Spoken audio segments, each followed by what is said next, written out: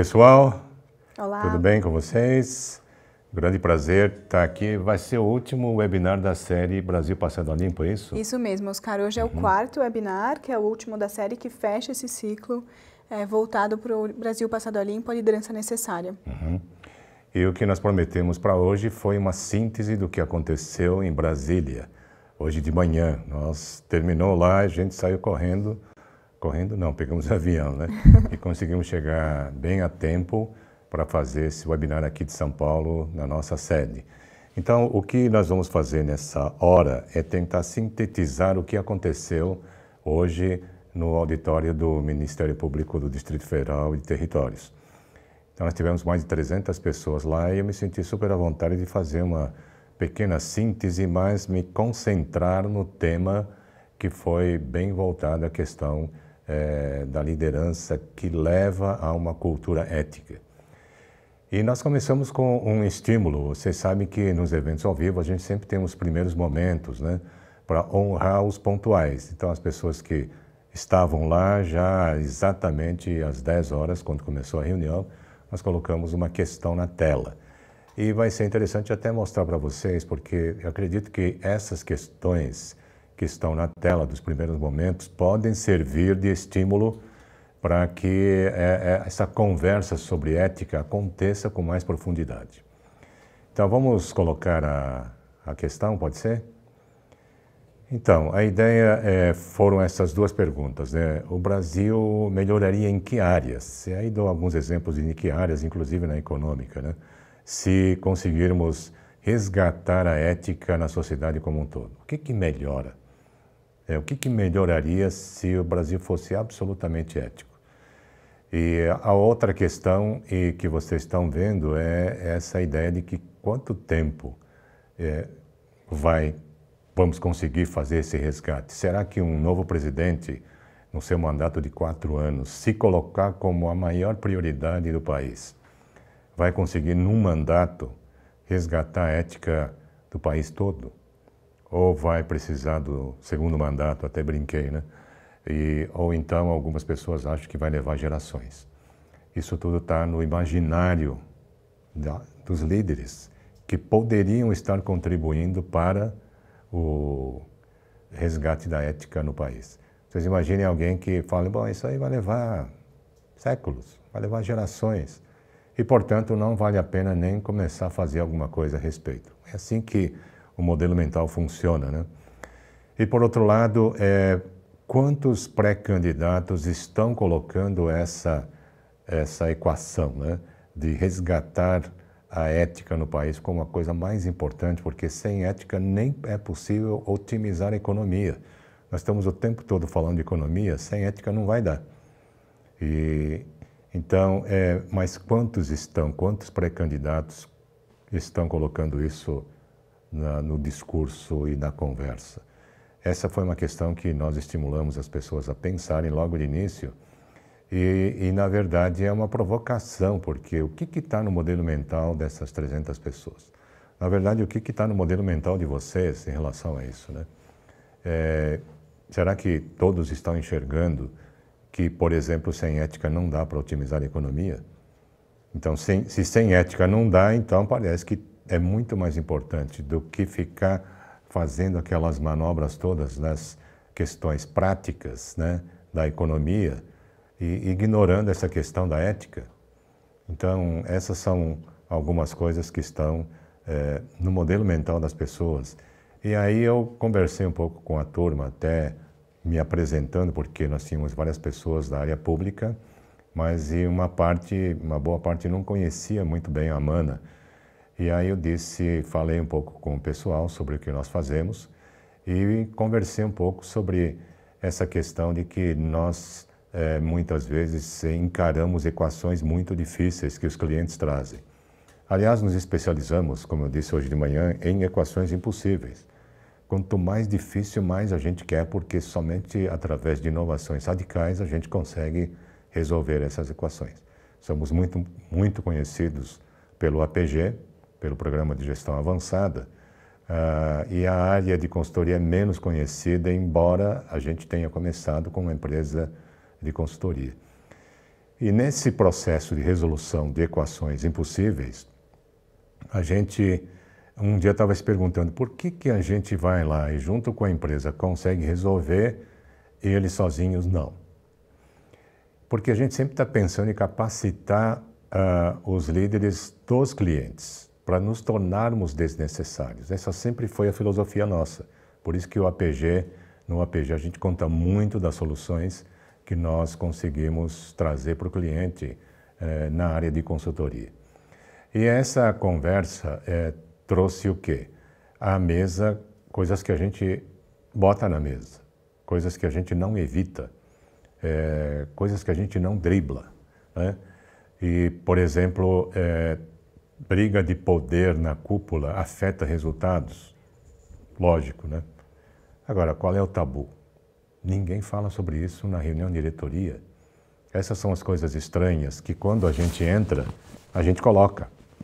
Então, nós colocamos à mesa muitas sutilezas que as organizações têm dificuldade de explicitar e botar na mesa. E a partir daí que a gente um dia estava conversando sobre esse tema e resolvemos fazer uma lista dessas sutilezas todas que a gente leva em conta e a organização não está no dia a dia trabalhando bem essas questões. E a lista ficou longa, viu, pessoal? Mais de 50 tópicos, e a gente disse, nossa, mas como é que a gente vai sensibilizar os líderes em relação à importância dessas sutilezas todas? E que afetam resultados. E aí que a gente imaginou que se a gente colocasse a palavra custo ao lado desses tópicos, eles ficariam sensibilizados. E foi assim que nasceu o nosso baralho de custos invisíveis. E aí, a primeira versão tinha 54 cartas, a segunda, que é a atual, que a gente entrega no APG, tem 64 cartas. E a gente, durante o APG, a gente pede para as pessoas classificarem as 10 mais, na sua opinião. Quais são as 10 que a gente não pode deixar que aconteça em nossa organização, senão a gente não chega ao futuro. A gente nem colocou no sentido de 10 custos que existem na organização de vocês. E aí que, recentemente, nós tabulamos as respostas, a gente tabula cada turma e mostra. Mas resolvemos pegar as tabulações de anos, né, vários anos atrás, e juntamos. E deu uma lista que eu compartilhei com todos os participantes. E eu queria mostrar para vocês quais são esses 10 que mais frequentemente aparecem nos levantamentos que nós fazemos, e são pessoas de meio a meio de empresas da área pública e da privada. Então, que tal a gente dar uma olhada nessa lista? Vejam assim, ó, o primeiro, estourado, apareceu o custo da falta de respeito nos relacionamentos humanos. Então vocês vejam que aí a pergunta para vocês é se isso tem a ver com ética, né? Não respeitar o outro é uma questão de falta de ética. E aí que essas coisas é que as organizações não costumam colocar na mesa para debater, não costumam colocar na mesa da diretoria. Então, por exemplo, custo da falta de respeito nos relacionamentos humanos. A pergunta que eu faço é, isso afeta resultados? Aí todo mundo balança a cabeça e fala, sim, tal. Mas está na contabilidade isso? Está no sistema de informações gerenciais? Não, paradoxalmente. Vocês já viram algum relatório que diz em relação ao ano passado, o custo da falta de respeito nos relacionamentos humanos melhorou 15% este ano? É até estranho, né? Mas essa é a lista e todos os itens, num certo sentido, estão ligados com a questão da ética. Custo da lacuna entre discurso e prática genuínas. Se eu faço um discurso e não pratico, se eu for ser bem rigoroso, eu estou mentindo. O custo de boicotes e das resistências a tudo que é novo. Estou interessado no bem-estar da companhia para o futuro. Agora, eu tenho interesse em manter as coisas como estão e boicoto tudo que é novo que vai aparecendo. Não é ético. Custo da desconfiança dos controles excessivos. Então, por que existe a desconfiança? Porque falta ética, não é? Agora, aí durante o evento eu até conversei um pouco sobre o custo dos controles num país, neste país, ou custo de controle numa organização. É impressionante. E se a gente conseguisse pegar todo esse custo-controle, pudesse aplicar em educação, segurança, essas coisas prioritárias que nós temos, o quadro seria bem diferente, né? Então, aí, só para vocês verem, a falta de ética aparece especificamente aí, né? Mas todas as anteriores estão ligadas à ética. Custo da politicagem, das fofocas, das ações subterrâneas, que até a gente pode falar dos fake news que afetam o processo decisório. Então, aí a gente começa a ver a gravidade dessas questões todas. É custo de começar muita coisa e não terminar. Se eu começo um projeto sem a intenção de terminar, é um negócio falso. Então, a gente for também bastante rigoroso nessa questão.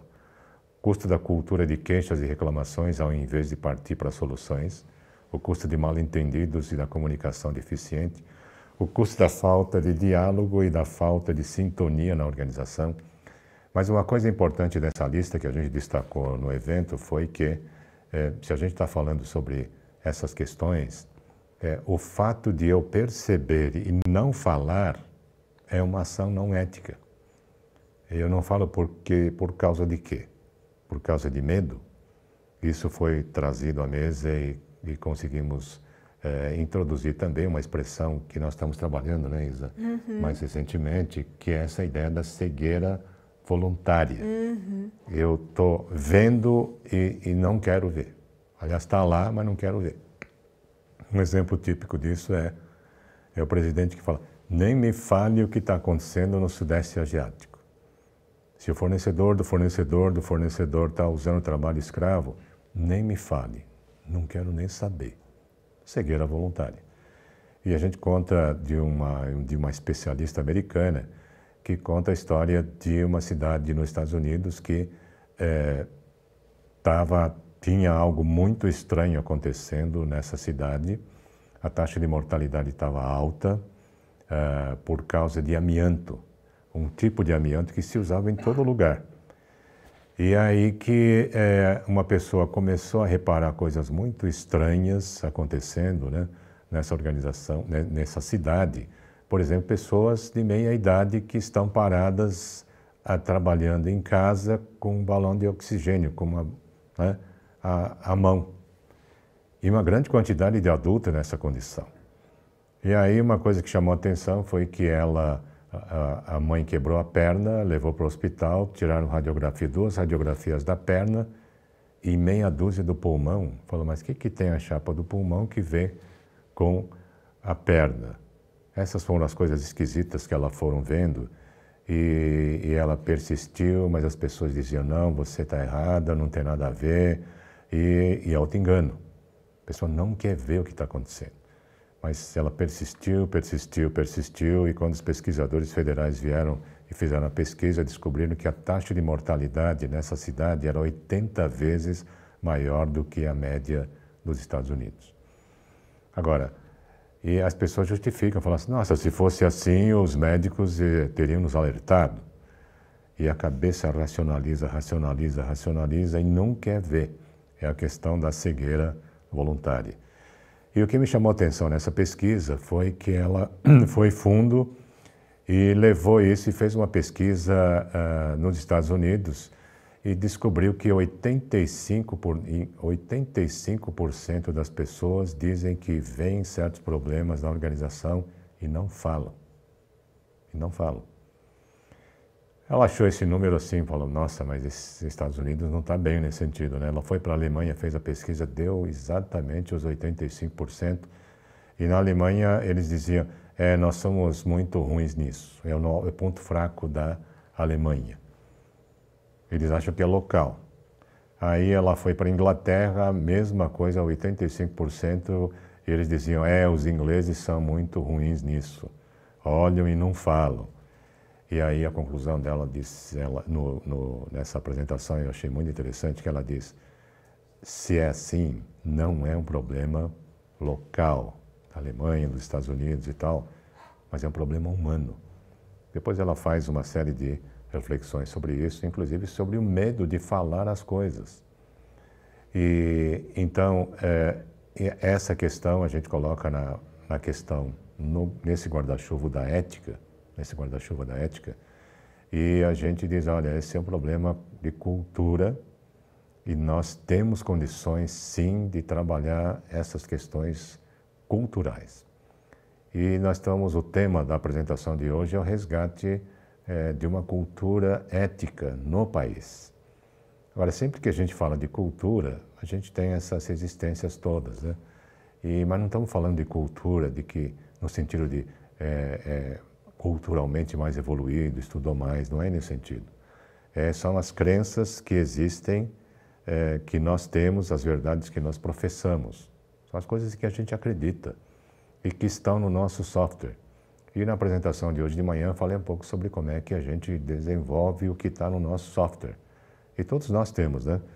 E começa desde que nós nascemos, praticamente, né? Nós recebemos uma educação dos pais, das pessoas próximas, vai para a escolinha, recebe uma educação lá, mas também recebe educação ou contra-educação no pátio. A gente ouve nas ruas coisas estranhas, a gente vê na televisão, a gente vê em um monte de lugares coisas estranhas que vão formando o conjunto de nossas crenças. Vemos exemplos de líderes que estão fazendo coisas que parecem muito estranhas também. Isso está nos mexendo com nossas crenças e software? Está. Então eu fiz uma breve abordagem sobre isso. Até a escola que a gente frequenta, até a universidade que a gente frequenta, pode ter uma linha que forma pessoas mais competitivas ou mais cooperativas, por exemplo. É sobre isso que nós estamos falando, né? E sobre ética existem várias teorias, crenças que as pessoas têm. Tá? E sabe aquele negócio de rouba, mas faz? Crença. E a gente tolera essas coisas. Mas é o nosso software que diz que se o cara rouba, mas faz coisas boas, tudo bem. Mas onde é que essa crença entrou no modelo mental da pessoa e que a pessoa está usando em seu comportamento diário? Essa é a reflexão que nós fizemos. E para introduzir essa ideia da cultura como sendo o elo perdido da gestão. Duas empresas se fundem e não trabalham a cultura. Trabalham a tecnologia, trabalham os processos e tal, mas não trabalham a cultura porque é algo muito abstrato. Então, nós falamos um pouco sobre isso e mostramos um vídeo que fala um pouco sobre essa questão de será que a gente consegue mudar a cultura do país? E aí que eu contei de uma vivência que eu tive há 2 anos atrás em Nova York, num evento sobre Customer Experience. Que na verdade é assim, a qualidade do atendimento, por exemplo, em serviços que extrapola. Não é nem nota 10, é nota 12. E a gente criar uma vivência de tal impacto junto ao cliente que a gente não esquece mais. E hoje, como nós estamos falando o tempo todo sobre gestão pública, é dar ao cidadão uma vivência tal, né, de atendimento ao cidadão que o cidadão nunca mais vai esquecer. E era um evento especializado sobre isso e uma pessoa me impressionou bastante e que eu queria mostrar para vocês. É uma pessoa que foi para Singapura para um trabalho de 1 semana e está lá há mais de 20 anos, ajudando numa transformação cultural do país como um todo. E mais do que eu falar, é bom a gente dar uma olhada nesse vídeo e depois eu queria fazer alguns comentários. Tudo bem? Vamos lá? Vamos dar uma olhadinha no Ron Kaufman. I've been based in Singapore for the past 22 years. So people say to me, why Singapore? How'd you get there? I went there for a 1-week project as a consultant. It's been a very long week. The objective of that project was to take an entire country that was focused on low-cost manufacturing and convenient geographical positioning and reposition it for a world where all the manufacturing went to China, all the back office operations went to India and to other low-cost areas, and all this entire country was left with was a small island with people. No natural resources, no oil reserves, no agricultural background, right? And the future of the country had to shift to be able to continue to create value for the world, for people like you and me. So if you look at Singapore today, not only does it have a #1 airline and a #1 airport, but it's a financial center, it's an educational center, it's a research center, it's a legal center, it's an insurance center, it's a convention center. All of that has to do with service. But the entire population had not been educated or prepared for service. They'd been educated and prepared to go to work in the factories. So there was an entire national transformation that had to be done, and I was privileged to be part of that. It's still my home base. I live there with my wife, and we're on a lot of airplane flights every year. #1 airline in the world. Let's just dig into this for a second, right? Who makes their aircraft? Boeing and Airbus. Who makes the aircraft for almost every other airline on the planet? Boeing and Airbus. So it's difficult to differentiate based on that, right? Do you think that they're #1 because they fly to better airports? Better travel agents? Better website? No, but they've differentiated in a way that has allowed them to become not only ranked #1, but one of the most profitable airlines in the world in an industry where airlines go out of business from time to time. Yeah, how'd they do that? Yeah, they differentiated based on the service experience. Now, by the way, they actually have two cultures. One is a service excellence culture. The other is a cost effectiveness culture. Now remember, all three of these are happening in a tiny island that has less land mass than 5 times Manhattan and less than 5 million people. Changi International Airport, #1 airport in the world. They've got 42 million visitors a year, 28,000 people go to work every day, but only 1,300 actually work for the airport authority. Everybody else is from some other organization in the ecosystem. So it could be a bank, it could be the police, it could be customs, it could be immigration, it could be the airline, but they've all got to work absolutely together, because let me ask you, if you're in an airport and you're lost, if you're in an airport and you're looking for something, who will you ask? Anyone! Anyone that looks like they work there, right? Which means the person who works in the pharmacy needs to know where the gates are. The person at the gate needs to know where the post office is. You need everybody being willing and ready to take care of everybody else. Clear? So it's an entire service ecosystem, and then we've created that with this kind of a mission. Many partners, many missions, one Changi. This is the problem in most large organizations. We recruit for this, marketing says that. We pay for this, we promise that. The customer asks for this, the boss focuses on that. I can see you're already giggling over here at the table, which means this looks familiar. Okay, my work with organizations and my objective with you is to make this look like that. By the way, that's all Singapore Airlines has been doing for 39 years. It's not that they're spending more, they've just figured out how to take every single thing that could impact the overall culture of an organization and get them aligned with each other to produce a common result.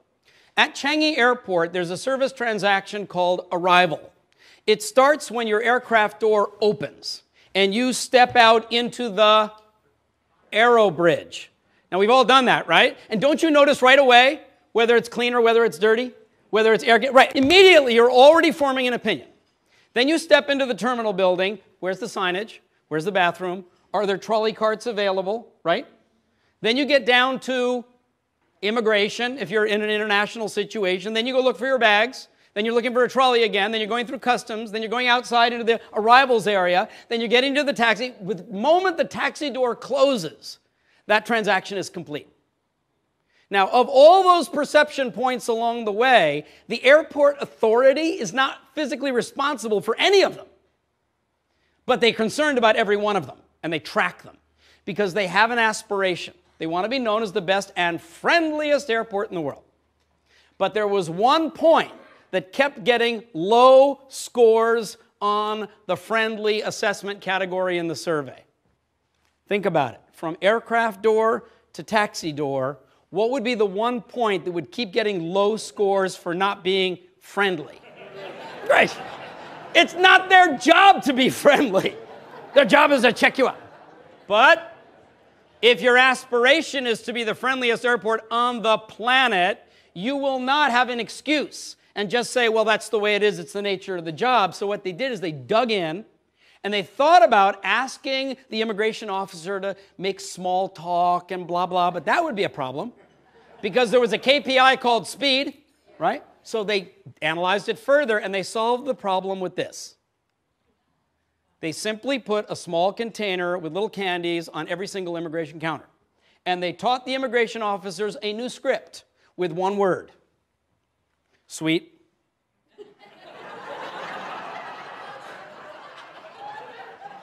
That's it. Passport? Sweet. The friendly scores shot up. Now, this airport is not just about giving you a piece of candy. I mean, they are really drilling into creating a surprising, personalized, stress-free experience for 42 million people a year. So they put a butterfly garden in the airport. Now, one of the building blocks is called service benchmarking. And a lot of people think of benchmarking as competitive analysis, but there is no other airport in the world that has a butterfly garden. So where did they get that idea? Well, where else in the world do families go and have to spend some time, and sometimes there's high stress? Hospital, hospital. And some of the best hospitals in the world have gardens, and then some of the best gardens in the world are butterflies, where you can literally just stand still and they'll come and land on you, and you'll leave there going, what an airport. They have a 4-story slide to tire your kids out. Wouldn't you appreciate that? What's that got to do with aircraft? It has everything to do with this, which is what drives them. They're after giving you an experience, and whatever it is they can do to improve the value of your experience, to them, that's what turns them on. É sempre interessante ver esse vídeo, né, Isabela? Super, Oscar. A gente já viu várias vezes, mas parece que cada vez a gente repara mais um pequeno detalhe e tal. Nós mostramos esse vídeo hoje de manhã no auditório e pedimos para as pessoas conversarem, né? E durante a apresentação também foi muito interessante, as pessoas riram muito na hora da balinha, do escorregador e tal, né? Então o pessoal estava bastante envolvido e nós pedimos para eles conversarem. Esse é um exemplo interessante de a gente pedir para as pessoas da nossa organização olhar, mostrar um vídeo desses e conversar. As pessoas vão pegar sutilezas interessantes e conversar entre si e já está mexendo o quê? No modelo mental, né? E até mudando o padrão de excelência que nós podemos atingir.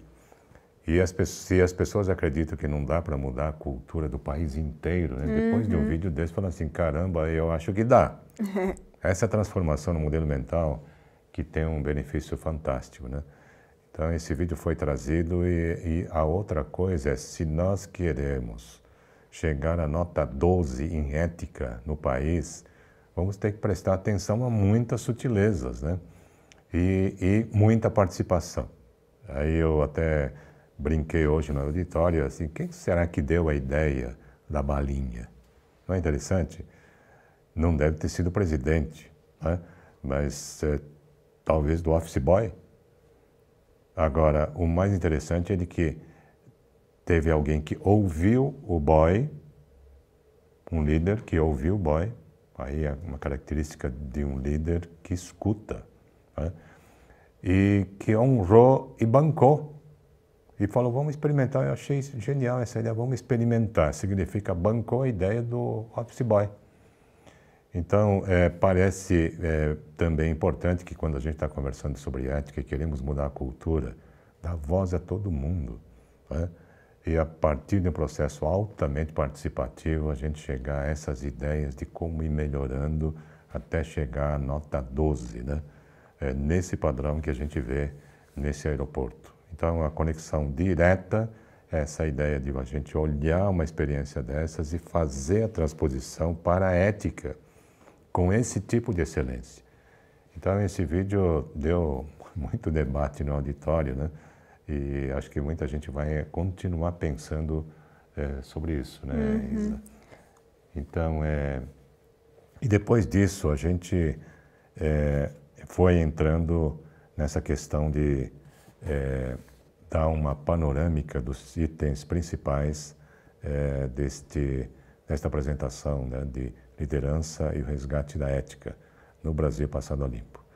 E fizemos um gráfico que a gente vai mostrar para vocês agora, e eu vou pedir para a Isa fazer papel de um participante que pode ter dúvidas depois da minha apresentação e até fazer algumas perguntas, né? E vocês também podem fazer perguntas, como nós temos feito nos outros webinários, a gente tenta encaixar nos temas, né? A Isabela vai fazer esse papel. Combinado. Tudo bem? Então vamos usar ao gráfico, a gente vai mostrando aos poucos, depois vocês vão ter uma ideia do conjunto. Vamos mostrar a primeira parte, acho que não é essa não, né? Esse mesmo, Oscar. É isso aqui, ó. É o mesmo conteúdo. Bom, vamos lá. Então, a primeira é a liderança para frente, construtiva, positiva, e essa ideia de alavancagem dos pontos fortes. E aqui nós estamos falando como é que a gente dá uma guinada no país com pessoas que têm baixa autoestima e está desmotivada. Não vai dar. Então o que nós precisamos hoje, em todas as áreas da gestão pública e na privada, o que a gente precisa? Nós precisamos de alguém que consiga fazer com que... precisamos de líderes em todos os lugares que consigam fazer com que a motivação suba, né, que a autoestima suba, e especialmente traga à tona os pontos fortes que o país tem, os pontos fortes que a instituição tem, os pontos fortes que as pessoas têm. E isso que talvez faça com que a gente consiga fazer essa reversão, né? Porque não é fazendo coro, né, com as queixas, as lamentações, é que a gente vai conseguir realizar coisas excepcionais. Né? Então, Isa, parece que tem uma pergunta em relação a isso, né? Tem, Oscar, tem sim. A gente recebeu uma pergunta de uma participante que ela mandou hoje mais cedo para a gente, que é de como conseguir ter essa postura para frente, construtiva, positiva, mas com intenções bastante nobres. Então, assegurar que essa postura seja motivada por algo extremamente ético, que é a busca pelo bem comum. E como lidar quando a pessoa percebe que a origem da motivação não é essa. Então, aqui eu sempre fico impressionado, né? Aqui a pergunta me instiga a dizer algo que a gente tem que trabalhar essa questão de, bom, se o líder não faz, eu também não vou fazer. É uma coisa um pouco estranha que a gente se deixe levar por isso. Porque o outro lado é da pessoa que toma decisões, olha um líder e diz, eu nunca vou fazer uma coisa dessas. Então aqui que parece que nós temos que, no processo de dar virada na cultura do país, nós temos que dizer que a dignidade humana nos faz tomar decisões independentemente de todo mundo que está ao nosso entorno. Podemos ter uma situação em que, por exemplo, a corrupção está instalada, está endêmica, né, no lugar. Isso significa que todo mundo ao redor não está bem e eu ouso estar bem. Tem alguma coisa aqui poderosa e que está na essência do ser humano que é capaz de fazer isso. Então, a gente simplesmente achar que as pessoas vão imitar o líder ruim, ou até não respeitar, mas também começar a largar-se, né, no sentido de não fazer nada a respeito, parece que não tem nada a ver com a dignidade humana, né? Tem alguma coisa estranha no processo. Então, eu já deixaria alguma coisa nesse processo de dar a virada na cultura do país, essa ideia de não ir, né, seguir o exemplo ruim, porque nós temos dentro de nós essa capacidade de olhar e dizer, não parece uma coisa certa. E não é porque o líder faz que eu vou fazer. E se o líder não faz, também não vou fazer. Né? No sentido de coisas que ele está pregando, mas não está praticando. Então, esse lado é uma sutileza que vale a pena a gente colocar para nossa reflexão e vale a pena colocar num plano de mudança cultural na direção de uma cultura mais ética. Né? Então, esse é o primeiro ponto, que é uma liderança que tem competências para dar a virada na motivação das pessoas. O segundo tópico desse processo, né, que eu queria destacar é essa questão da liderança não conformista. A liderança não conformista, e aqui o líder que está inconformado com as coisas que estão ao redor e quer fazer algumas coisas. E aqui um dos destaques que eu dei hoje na apresentação foi essa ideia de equações impossíveis na mesa. A equação é difícil de resolver, há um problema, há uma situação que precisa ser corrigida, coloca logo na mesa. Por mais difícil que pareça, vamos colocar na mesa. E colocar na mesa só também não adianta, mas é um passo fantasticamente importante, porque muita gente diz, isso aqui não dá para fazer, sempre foi assim, o país nunca vai mudar, e não põe na mesa. Agora, o líder que é não conformista coloca na mesa e põe todo mundo para pensar em como é que vai solucionar. Daí a questão da alta participação, é até o boy envolvido no processo. E a partir do momento que a gente faz isso e a grande participação, você gera autoengajamento. Todo mundo quer autoengajamento. Todo mundo quer autoengajamento. Mas sem participação, a gente não vai chegar lá. Não consegue. Então, é um paradoxo, né? Empresas super centralizadas que não dão participação e, no entanto, botam um PowerPoint e querem autoengajamento e ficam medindo. Então, tem um paradoxo aí. Então, e a outra coisa que vocês viram no gráfico é essa questão da omissão, né? Vacinas contra a omissão. Parece, mais uma vez, extremamente importante que a gente evite essa cegueira, né, voluntária, mas também tem gente que tem fé, está vendo, ou, portanto, não está cego, mas não faz nada a respeito.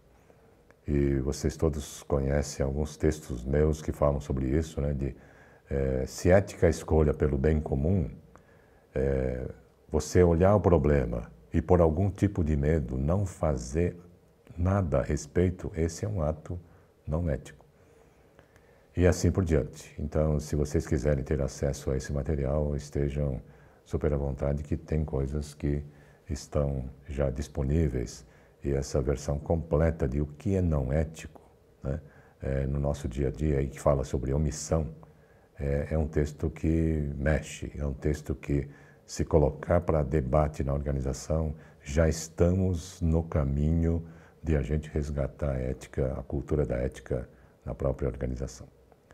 Aí você pode me interromper a qualquer momento. Sim, se tiver Oscar, questões, né? a gente recebeu questões e acho que tem muito a ver com isso que você está colocando, de colocar a equação na mesa, ver e colocar, né? A pergunta é uma pergunta da Keila, que ela fala sobre essa cultura do ouvir. Então, uma necessidade muito grande dos líderes ouvirem e se aprimorarem cada vez mais nessa escuta, né? Nessa percepção do que está acontecendo. Então, para você colocar na mesa, você tem que estar com participação das pessoas e uma capacidade de escuta muito alta da realidade, né? Queria que você comentasse um pouquinho sobre isso. Então, a gente tem falado muito ultimamente sobre, de um lado, competências técnicas, tecnológicas, e de outro lado, competências que a gente chama de duráveis, alguns estão chamando de soft skills. Não são hard skills, né? Conhecimentos técnicos, numéricos, financeiros, etc. E aí entra a capacidade de ouvir das pessoas. E essa é uma das competências em que todo mundo precisa melhorar. Observem as pessoas ao seu redor, né? As pessoas interrompem, as pessoas não ouvem, as pessoas não ouvem se são contra a opinião da própria pessoa. Eu costumo dizer, no APG a gente já no primeiro dia fala, vocês vão entrar em muitas conversas entre vocês, né? E essa postura de ouvir com profundidade é uma das coisas mais importantes que nós vamos destacar. E as pessoas próprias falam, né? Precisamos ouvir, porque eles estão vendo no dia a dia que essa é uma coisa difícil. Eu até digo sim, e vocês se preparem para ouvir com enorme atenção pessoas que pensam muito diferente de vocês. E aí que é a prática, né? Eu sempre digo que a vida é um tatame, né? Eu não preciso ir para a academia, para o dojo, treinar. No sentido dessas competências humanas, na família, na sociedade, ouvindo um balconista, o garçom, e tudo isso faz parte desse treino. E se eu me posto, né, digo, eu preciso melhorar minha capacidade de ouvir, né, já está meio caminho andado, porque você vai começar a reparar várias sutilezas do seu entorno e se você tiver forte essa vontade, né, e lembrar todo dia que você está tentando melhorar a sua capacidade de ouvir, você vai naturalmente começar a ouvir melhor. Não vai ser um processo fácil. Para algumas pessoas vai levar algum tempo, mas precisa persistir. E é uma das competências mais importantes do líder que faz diferença. Ouvir a ideia do office boy. Ouvir. Fala, caramba, por que não pensamos nisso antes? E tem esse outro lado, né? Ouvir, mas também bancar a ideia do garoto, né? Como no exemplo de Singapura. O terceiro tópico é a liderança pró-soluções que busca o inédito, né? E aqui tem algumas coisas importantes, né? Que a gente destacou hoje na apresentação também, sair dessa ideia de diagnósticos e críticas. É impressionante como quando a gente vai por corredor das organizações e também nos corredores do país. Todo mundo reclamando, todo mundo dizendo que os homens deviam fazer isso, o governo devia fazer aquilo, as empresas deviam fazer aquilo e tal. Todo mundo tem seus diagnósticos e critica, aponta dedos. E, por outro lado, você tem, na verdade, uma postura de pró-soluções. Eu costumo dizer, e eu vou lembrar, pode já vir para a imagem, né? Então vocês estão vendo a liderança, tem um benchmark cruzado e tem o agorismo, né? Mas eu costumo dizer que no momento em que numa organização ou num órgão de governo, um funcionário está só apontando o dedo e fazendo diagnóstico de tudo ao seu redor, do que não está funcionando, e o colega, não é o chefe, o colega dizer, bom, tá, e você vai fazer o que a respeito? Nós estamos dizendo que a cultura está andando para frente. E pró-soluções é uma atitude permanente que precisamos numa cultura que visa resgatar a ética. De você olhar o problema, olhar a situação difícil e conseguir dar soluções para aquelas situações. E nesse ponto, na busca de soluções, a gente tem que, nós estamos dizendo, vá buscar benchmark. O que outros países que fizeram verdadeiras façanhas, né, de mudar a cultura, de uma cultura não ética para uma cultura absolutamente ética, até a ponto de aparecer nos primeiros lugares do Transparência Internacional, como é o caso da Nova Zelândia. O que eles fizeram para dar essa virada? E a gente vai descobrir coisas preciosas, né? Como, por exemplo, que na Nova Zelândia foi a transparência, a ponto de, numa era que nem tinha internet, eles mandarem extratos de contas públicas no papel, pelo correio, para a casa do cidadão, com uma forma de resgatar a ética e fazer essa questão de valores ser algo excepcionalmente importante na sociedade como um todo. E nós podemos ver também organizações, esse benchmark, que no caso de Singapura eles foram ver um hospital, né? E no caso que nós conhecemos do melhor hospital de pronto-socorro da Inglaterra, pronto-socorro, fração de segundo faz diferença. E um dia eles estavam conversando sobre em que atividade humana a fração de segundo é tudo. Fórmula 1. E aqui eu até contei esse caso hoje de manhã e disse, tem gente que fala, Fórmula 1 e tal, os médicos estão conversando, nananã, e não vai para ação. E esses médicos foram. Não é à toa que eles são os melhor hospital de pronto-socorro do país. Eles foram pedir um estágio na Ferrari. Ficaram semanas lá dentro para ver como que eles lidam com a questão da fração de segundo. Isso é se importar, né? E até hoje de manhã destaquei essa ideia de se importar com as pessoas, né? Se importar com a paciente, nesse nível que leva a nota 12 em termos de atendimento. Mas esse benchmark cruzado é algo que nós podemos fazer nas instituições públicas, nós podemos olhar outros países? Podemos. Podemos olhar empresas, podemos olhar uma empresa de Fórmula 1, né? E de repente trazer insights e ideias que fazem com que nós estejamos aperfeiçoando tudo ao nosso redor, inclusive fazendo que os valores sejam praticados mais intensamente na organização como um todo. E a outra coisa que a gente mencionou foi essa ideia do algoritmo, né, de ir logo para a ação. E traz pessoas, busca gente na internet que possa nos ajudar, na medida que a gente tem a equação, não ficar desenhando planos, porque essa é a coisa mais fácil, né? E é uma coisa ultrapassada já. Nessa era, com a tecnologia que nós temos disponível, nós podemos ir muito rapidamente para a ação e começar a desencadear um processo que a gente até perde o controle, mas é impressionante o que a gente consegue fazer de envolvimento para que a equação seja excepcionalmente bem solucionada. E, Oscar, quando a gente fala né, dessa busca de melhorias constante, de uma postura pró-soluções, na direção de uma melhoria de qualidade de serviço, quando a gente pensa no setor público, né, tem uma pergunta que tem muito a ver com isso, que é sobre meritocracia. Se meritocracia é uma solução para a criação de um serviço melhor, né, para a melhoria do serviço como um todo. Como você vê isso e qual que é a correlação com essa postura pró-soluções? É interessante essa ideia da meritocracia, né? Porque ela está sendo falada e colocada na mesa. Por quê? Hoje, quando sempre foi importante isso, né? No passado a gente promovia as pessoas com base em quê? Não é no mérito. Se não é no mérito, tem alguma coisa errada. E de repente aparece na mesa a questão da meritocracia a partir de uma conceituação que é distorcida, na minha opinião, que é, inclusive, de participação nos resultados, dar incentivos financeiros e tal. Se a gente não tomar cuidado, nós vamos dar até incentivos financeiros para a gente atender bem o cidadão. Tem alguma coisa estranha aqui. E atingir metas, né, quantificáveis. E aqui tem alguma coisa que a gente precisa, que meritocracia não é só essa coisa de pagar se a pessoa atinge metas. Parece que a coisa foi para esse lado, quando na verdade meritocracia deveria estar, o mérito deveria estar ligado ao propósito da organização. Para que a gente existe, né?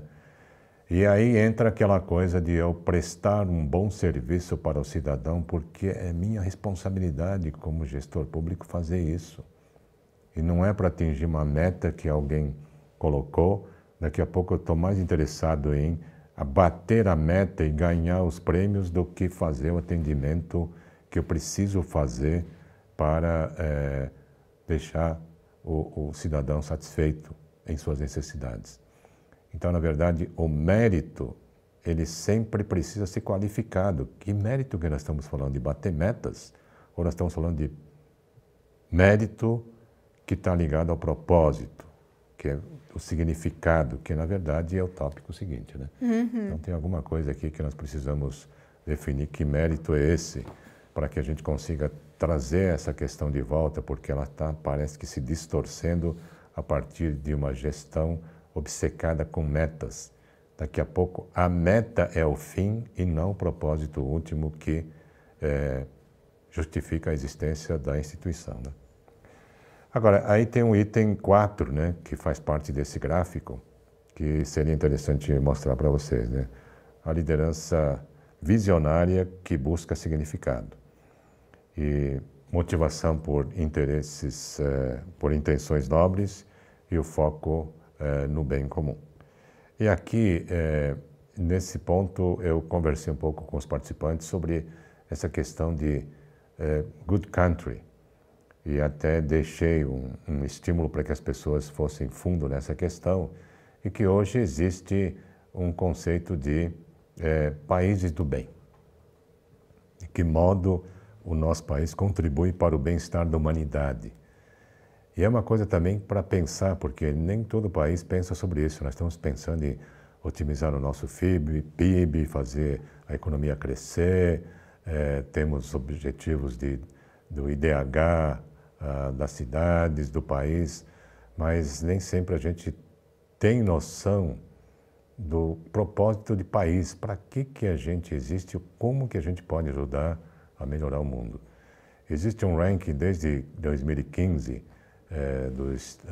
do inglês, o Simon Anholt, e que ele tem um banco de dados extraordinários sobre os países e tal. Ele começou a fazer uma análise e percebeu que há países que são mais admiradas, né, porque são pessoas do bem que contribuem para o estado do mundo.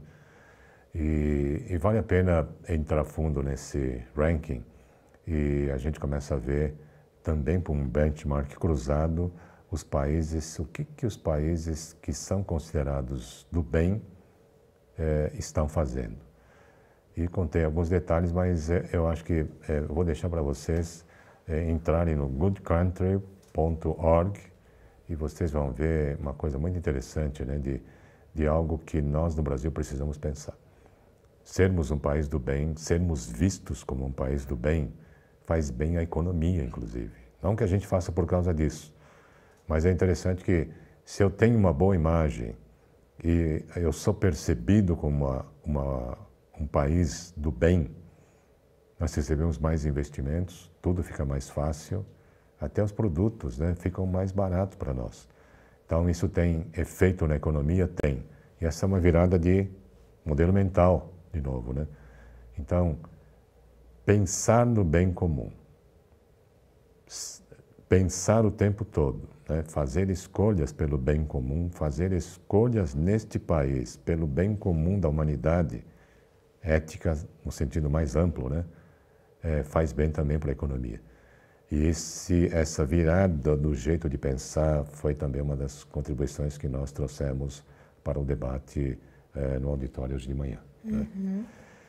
Próximo tópico é o item 5, a liderança coletiva que reinventa o todo. Então nós temos aqui alguns tópicos e falamos sobre a liderança biológica, a integração como estratégia de valor e a concepção do todo como ecossistema. E no vídeo de Singapura vocês viram essa ideia do ecossistema, né? E aqui hoje de manhã falei um pouco sobre os órgãos públicos, porque cada órgão pode atuar isoladamente, mas ele faz parte de um ecossistema extremamente complexo que é o governo, não é? E que tudo está ligado, é um grande ecossistema. E por isso que vale a pena cada vez mais os órgãos de governo se juntarem, conversarem mais sobre esforços coletivos para o aperfeiçoamento das instituições individuais, mas do conjunto. E essa é uma virada de cabeça que vai precisar fazer com que a gente saia dessa gestão fragmentada para ir para o coletivo, um esforço coletivo de todos os órgãos de governo para ver como é que consegue servir o país de uma forma melhor. E eu tenho certeza que se isso for para a mesa, mais uma vez, ganhos extraordinários poderão ser visualizados. Que hoje, com essa visão mais centrada na sua instituição, a gente não consegue enxergar, falando de cegueira, né?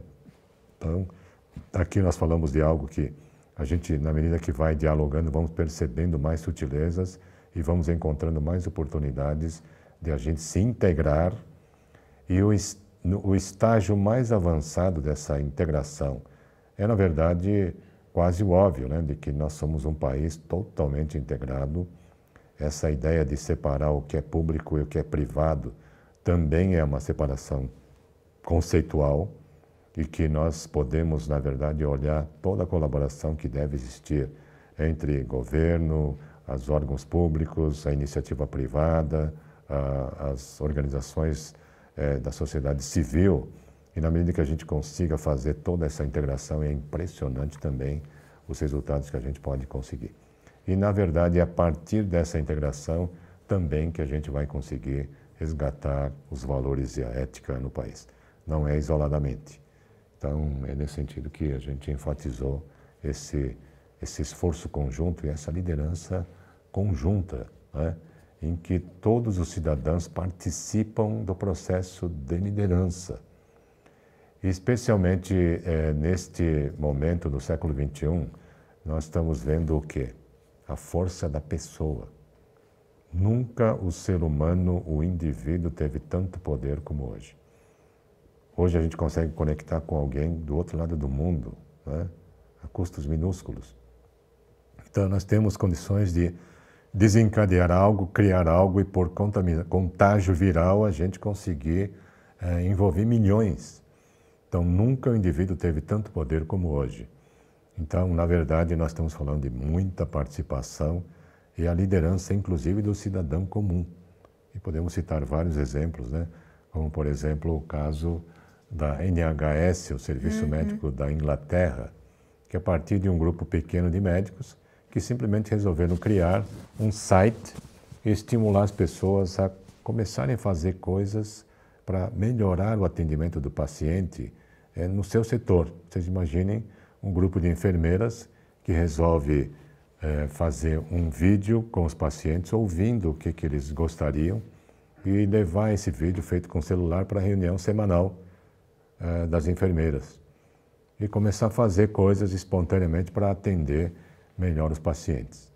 Agora, vocês imaginem 120 mil grupinhos como esses que vão nascendo espontaneamente, biologicamente, a virada que eles deram, né? Eles eram campeões do PROCON local, mau atendimento noticiado na mídia, todo dia praticamente.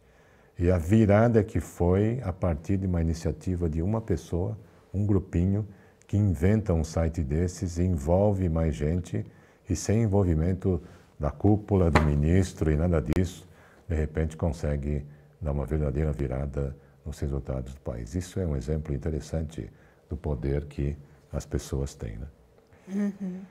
Alguma pergunta que está surgindo, Luísa? Sim, Oscar, surgiu uma pergunta, das duas perguntas que acho que eu vou fazer as duas e você pode trabalhar conforme você achar que cabe. Uma pergunta é sobre como lidar com então, assédio moral, né, desrespeito, quando a pessoa não está na cúpula da organização, né, ela está na base. E a outra é como se faria sentido para assegurar que as pessoas participem, movidas por intenções nobres e pelo propósito, né, guiadas pelo propósito, auxiliar com que elas descubram o próprio propósito individual. Então, na verdade, talvez a gente possa pensar numa ética para consigo mesmo, né? E é aí que talvez eu possa responder, vou antecipar um pouco, algo que, na verdade, eu esqueci, né? Para confessar a vocês, e na apresentação ao vivo lá em Brasília, eu tinha até dito que no final da apresentação lançaria o movimento pela ética no país, mas eu queria só rapidamente mostrar para vocês uma tela que a gente tinha preparado para fazer o fecho da apresentação. E queria mostrar para vocês hoje, agora, né? Que é isso aqui, ó. Movimento Ética de Si. O resgate da ética no país por autodesenvolvimento e autoevolução. Para começar imediatamente, simplicidade na essência só depende da própria pessoa. Ou seja, viabilizando a necessária transformação da sociedade pela elevação do nível de consciência de cada pessoa, por iniciativa própria e não por ações que procuram mudar os outros. E na cabeça vocês estão vendo a mudança do todo que começa dentro da pessoa. Então, o que a gente faz com as coisas que fazem com a gente ou que acontecem conosco? Somos um pequeno universo, né? E nós temos essa liberdade, esse discernimento de tomar decisões. E aí que, na medida em que você tenha esse respeito por si próprio, né? E autoestima e autorrespeito, é de você preservar a dignidade. Só nós podemos preservar a nossa dignidade. E é nesse sentido que temos que começar de dentro, de não aceitar situações que parecem desrespeitosas. Não preciso desrespeitar para lidar com o desrespeito. E dentro do respeito que eu tenho pelo outro ser humano, não aceitar. E usar a criatividade, usar até a capacidade estratégica para lidar com essas situações, mas não engolir. E essa é uma coisa que começa dentro de nós. A gente até fala de engolir sapos, né? A gente vai engolindo, daqui a pouco você perde respeito por si mesmo, né? Então tem alguma coisa aqui que é essencial e esse movimento que está começando, né? Estamos lançando a terceira fase desse movimento e ética de si. Ele é bem simples e nós vamos estar explicando isso mais detalhadamente em outros passos, né? Mas eu responderia essa questão por aí.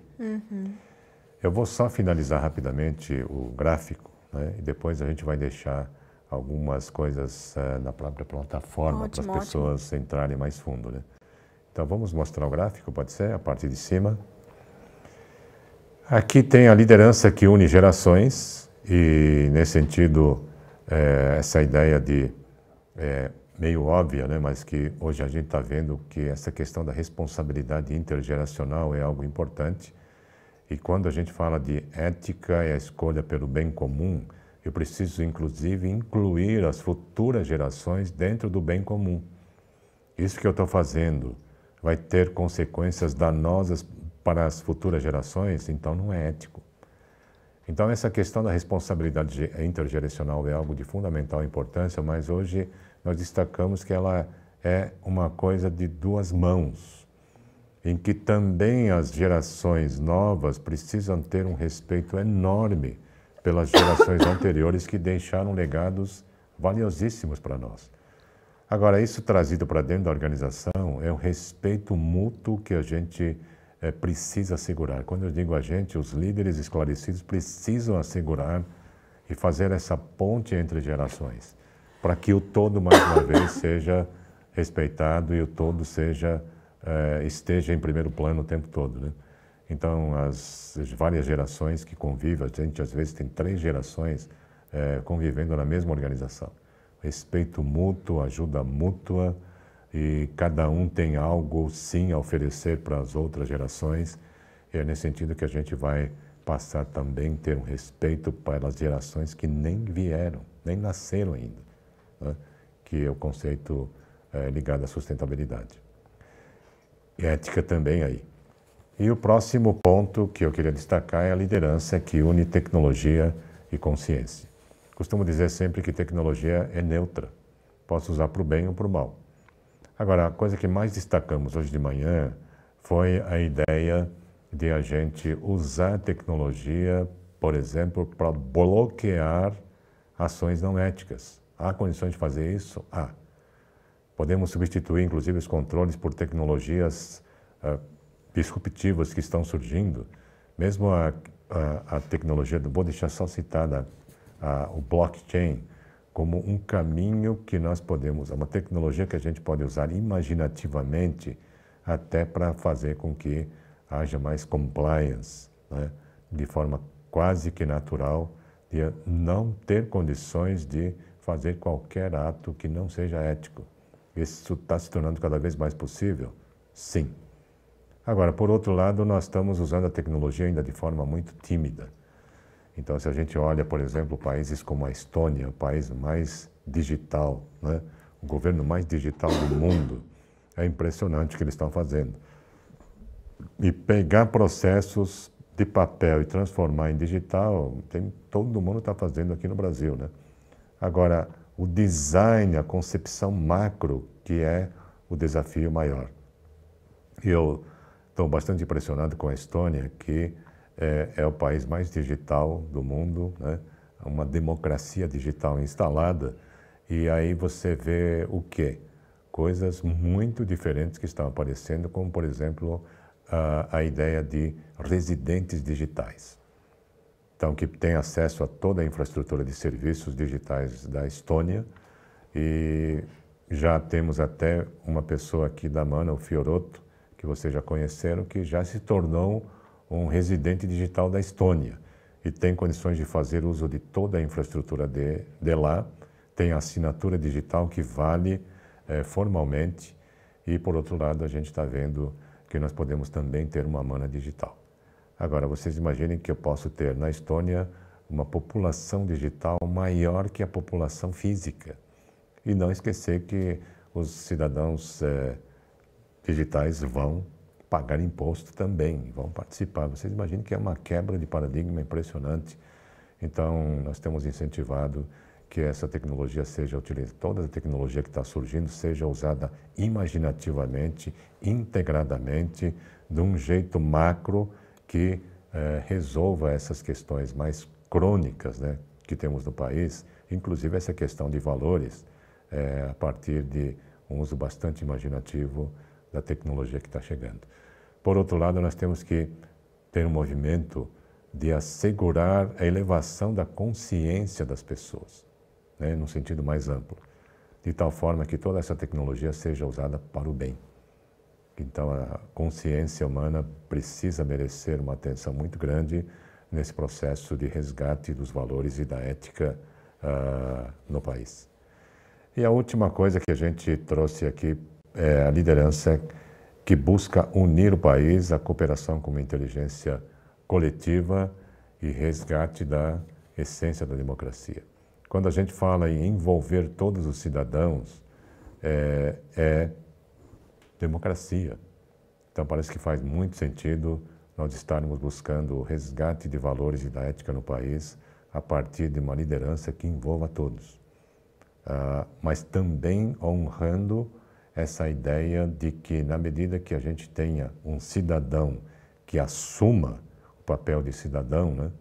E eu até disse hoje de manhã que cidadania não é só votar obrigatoriamente e protestar em praça pública, é muito mais do que isso.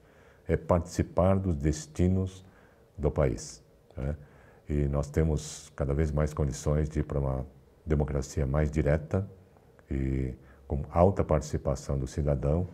E é nesse sentido que eu só queria fazer o fecho, né, já que estamos na hora, de fazer com que todos se envolvam na construção de um país melhor, mas não esquecer que precisamos muito urgentemente resgatar os valores e a ética no país. E tenho certeza que nós temos condições de fazer isso e na medida que a gente conquiste esse passo fundamental de essência, todas as outras coisas parece que vão fluir de um jeito muito melhor, inclusive a própria economia. Vamos estar voltando, o tema de Brasil Passado a Limpo é um tema que nós vamos querer manter passando e esteja em contato conosco, porque nós vamos estar criando outros contatos como esses para que este diálogo continue. Eu gostaria de agradecer muito a todos que participaram desses webinários e também da palestra ao vivo, hoje em Brasília. E que sejamos todos multiplicadores, né? E fazer as pessoas refletirem, pensarem, conversarem e, mais uma vez, terem uma postura pró-soluções em relação aos problemas que nós percebemos, né, em nosso país. E também as oportunidades. Obrigado e até a próxima. Obrigada, boa noite.